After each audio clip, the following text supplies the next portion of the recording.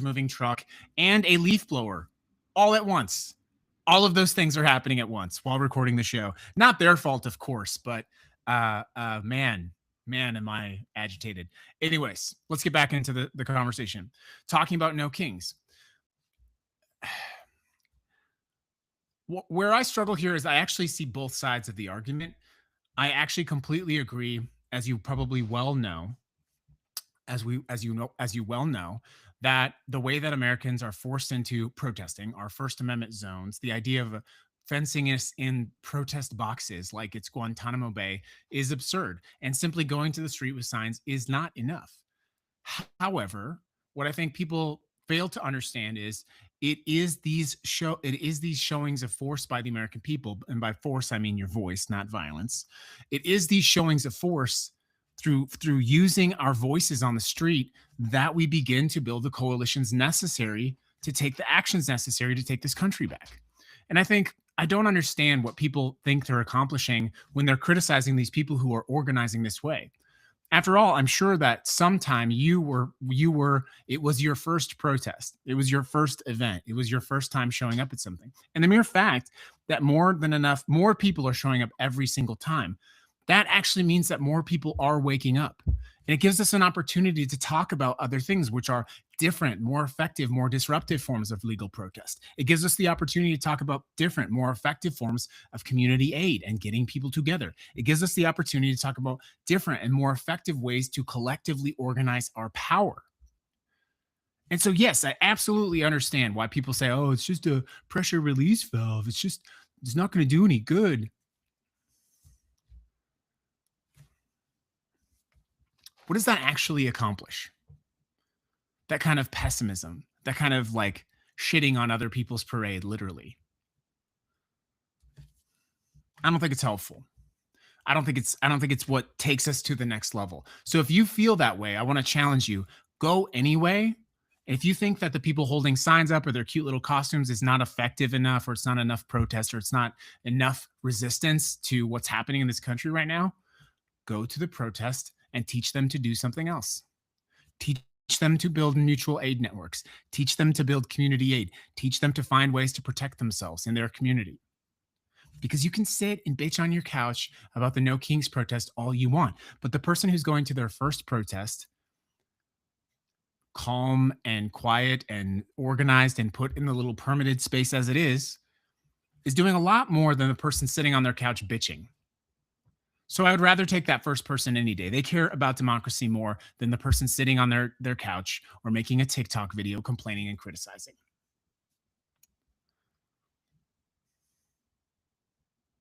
But yes, welcome to the Ignition News. Let's get on with it. Something I thought was really interesting. The United Nations General Assembly yesterday, 123 nations voted to formally recognize the transatlantic slave trade as what they called the gravest crime against humanity. This resolution was brought forward by Ghana on behalf of the African bloc, and the vote was 123 in favor, 52 abstentions, and 3 votes against. The people that voted against that were Argentina,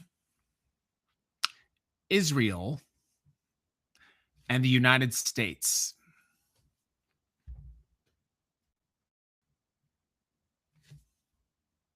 The official position of the United States government, and the reason that they voted against this, is because, as they said, President Trump has done more for Black Americans than any other president in history. That was the official reason they refused to acknowledge that UN resolution.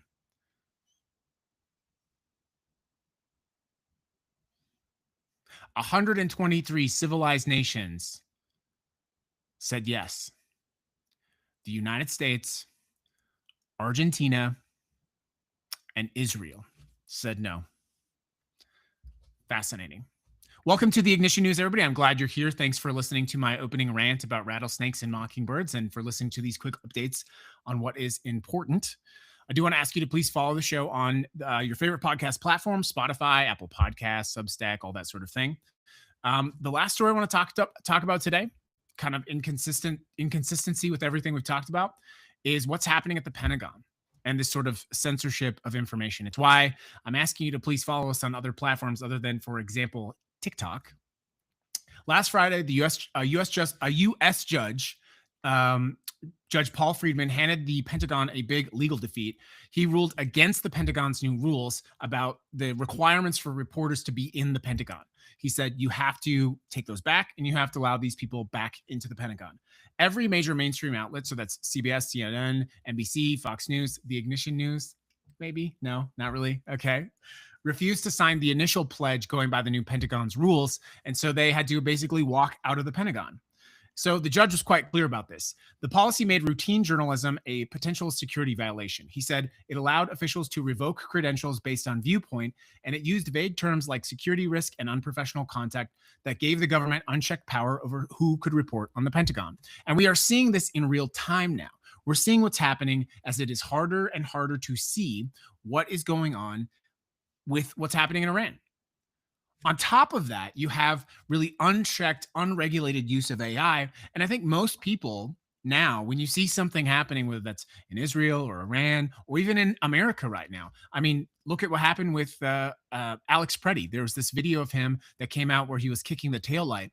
And so many people believed then and still believe now that it is AI. We are dependent on having reliable, accurate information. We are dependent on have credentialed journalists in the Pentagon to help sort through some of this madness. And the reason for that is if the Pentagon is allowed to go unchecked without accurate investigative journalism, then bad things are going to happen. We're not going to know about some of the worst crimes being committed in our name with our money. And how do we know this? We know this by looking at what happened in Gaza. The only reporters that were allowed to go into Gaza now have to go with the IDF. You cannot go into Gaza without the IDF. If you do, you certainly risk being attacked by a missile, being killed, being shot, all of those things. Even with that, the state of Israel has killed hundreds of reporters. Missile strikes, mistaken fire, journalists. And then, like Kristi Noem with Renee Good, they call them terrorists. And so as much horrible information as you have seen from Gaza, as terrible as those images are, it's likely we haven't even seen anything close to what actually happens on the ground. And we still are not seeing that. A lot of that is because now our attention is, of course, diverted elsewhere with Iran. But now here in America, if our own journalists can't even go and report on what's actually happening, and think about this now.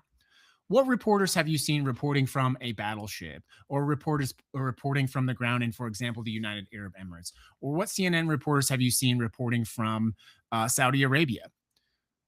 If you're old like me, you would probably remember that in previous military conducts, organizations like CNN or the Washington Post would have journalists in the military field, in stage with the military, reporting on what's happening. Now, of course, we all know that a lot of that is propaganda. But at least with the propaganda, you're able to sort out, filter out, and start to put things together. And so a judge is able to now say, yes, you broke the rules. You have to change the rules. You have to let these reporters in. But the damage has actually been done. And the Pentagon responded to losing in court by essentially reissuing the same restrictions in a new format, a new package. Closing off the press workspace, requiring journalists to be escorted at all times. Now, does that sound familiar? Do you see how it connects?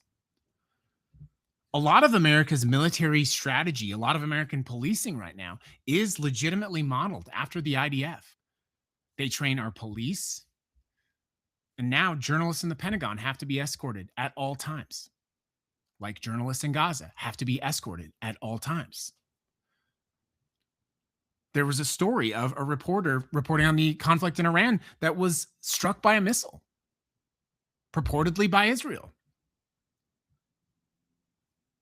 There are fewer and fewer people who are brave enough to go into conflict zones like this, knowing that I mean, it's hard to call it an accident when these hundreds of journalists have been killed. How can you call that an accident?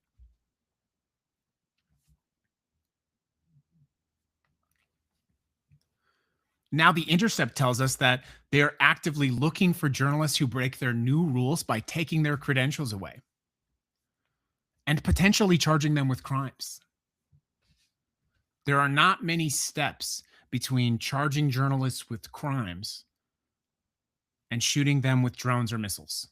There are not many steps.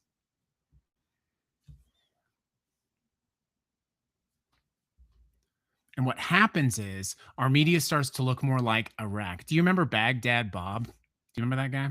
I talked about him before.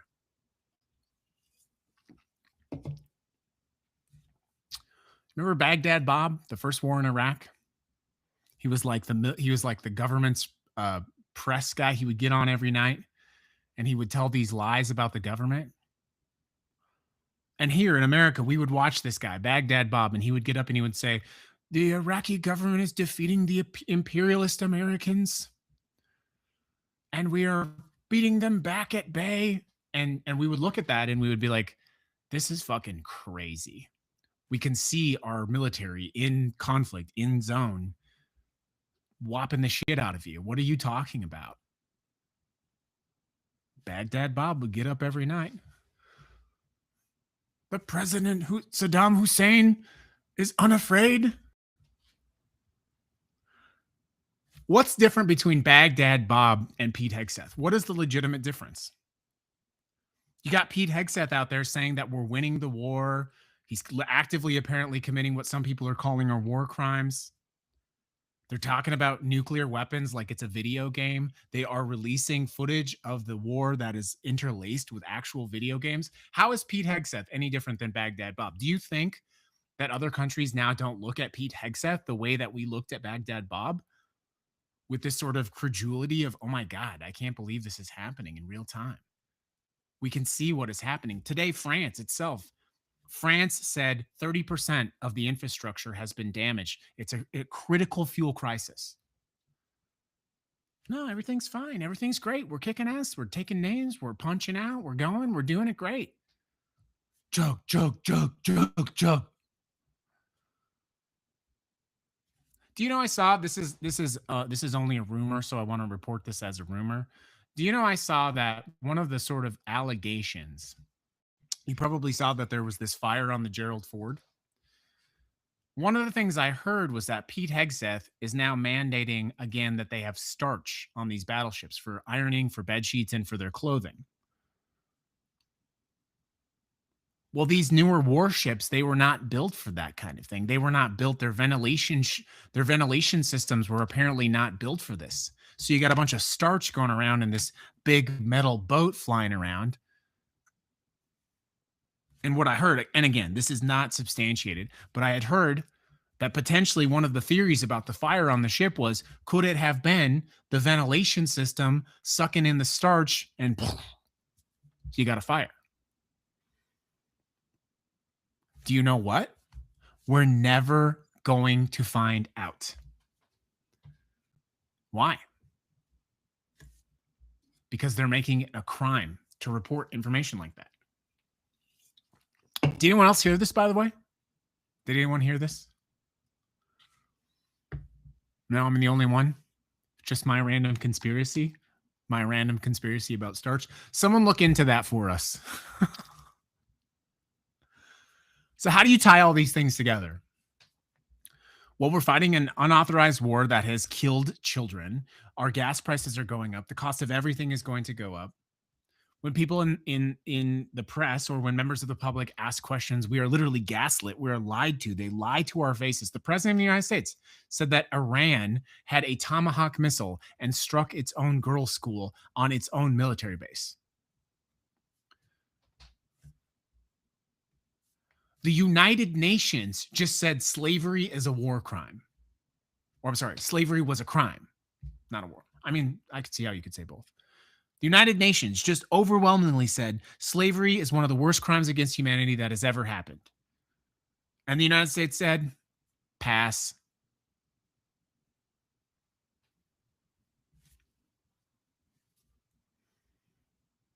And more Americans are showing up on the street. Saturday will be the largest protest in the history of this country. I know it's not everything you want it to be. I know it's not as direct as you want it to be. I know that probably nothing is going to happen in terms of direct response from your government. I can acknowledge that it is extremely unlikely. that your congressman or your senator or even your mayor or your governor are going to do shit about you showing up for the No Kings protest. But if you thought that was the purpose, I'm sorry, but you're the fool after all. You're the fool. The people who shit on this, they are not the people who organize. They are not the people who build community. They are not the people who build mutual aid networks. The people that shit on this are the people that just sit on their couch and bitch and whine. Yes, okay, we all can acknowledge it's not enough. We all know that. We've been living through all of this. But your job is to go to things like this and to build the community, to build it, to grab onto each other, to find and create that sense of structure. And of course, my lawyer, I have to remind you, at the Ignition News, we do not endorse any kind of political violence or violence of any kind. But poverty is violence. War crimes are violence. Lying about what's happening in your country with your tax dollars, that is information violence. The government is able to inflict unlimited violence on you, and there is no consequence for them doing that. The only consequence you can inflict when they knock you down is to get back up. And yes, it might not be exactly the form of protest that you want. And yes, it may not be as immediate as you want. But how else are you going to find and build the networks necessary to form a revolution? You cannot form a revolution from your fucking couch. Revolutions happen when people get together and form allegiances, mutual aid networks, and community.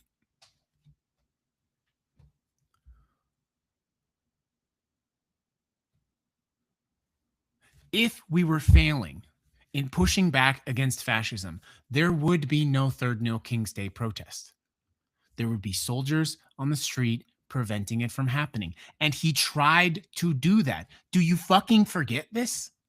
Have you lost your fucking short-term memory? Not you, of course. You're smart. He tried to send military to Los Angeles to stop protests. That is what happened. He failed because people refused to back down. If they were being successful, there would be no more protest. If they were being successful, you would be in jail for trying to organize a protest. You would be in jail for putting a sign up, for wearing a costume. You would be in jail now. Power is a numerical function. Strength in numbers is a formula of power.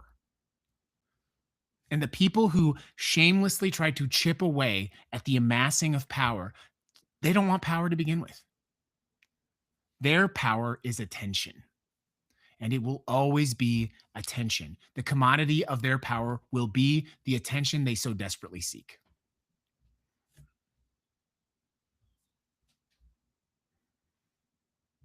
Form the community aid, the mutual aid, the partnership that you need to form, whether that's at a No Kings protest or at a local like shelter or the words are escaping me right now, or like an event center or a library.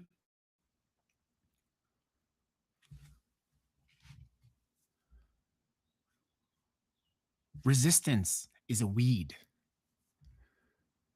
No King's Day is a patch of weeds. It's a patch of thousands, millions of weeds. But there are also little tiny patches that shoot off, that grow in little corners, that go into the wind and fly off across the planet. And the people trying to step on us, the people trying to step on the weeds, they don't know that that doesn't do anything. We just grow back stronger, more and more and more and more. If they were successful in what they were trying to do, they would have done it already, but they haven't. And the reason they haven't done it is because of you. That is the truth. As long as we can report it. This has been a fun show, everybody. It's March 26th. If you choose to participate in the No Kings protest this weekend. I hope you have a lot of fun. I hope you meet a lot of people.